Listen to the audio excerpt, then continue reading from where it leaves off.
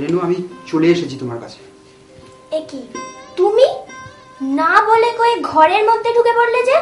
আর চলে এসেছো মানে? হ্যাঁ, ওয়ারি কোথা থেকে কতগুলো ইরিটেটিং এলিমেন্ট এসে। এই চলো তো আমরা অন্য কোথায় যাই। দাঁড়ান, আপনি কে বলুন তো?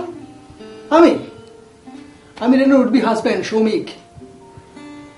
আচ্ছা, তুমি এখানে এসেছো কোন মতলবে? রেনু, আমি আমার দাদাকে ছেড়ে চলে এসেছি। আর তোমার বৌদি?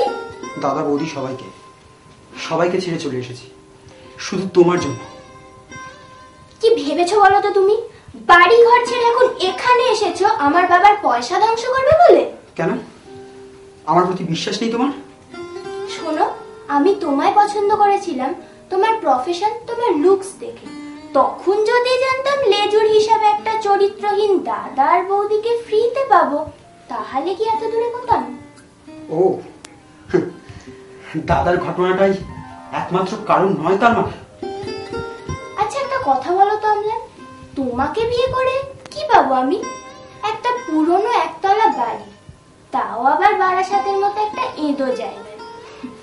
না আছে গাড়ি, না আছে স্ট্যাটাস, তার ওপর উপরি পাওনা হিসাবে একটা এইডস রোগী। সারা জীবন লোকে তোমায় আঙুল দেখিয়ে বলবে, ওই দেখো ওর দাদার এইডস ছিল। আর সৌমিককে দেখো, নেক্সট মান্থে কোম্পানি থেকে ওকে স্টেটসে পাঠাচ্ছে। বিয়ের পর ঝুট ঝামেলাহীন একটা family. Come on, I think you're wasting your time. I'm getting bored. Yes, darling, let's go. হ্যাঁ, ভালো কথা। শোনো, নেক্সট উইক আমার এনগেজমেন্ট, এসো কি?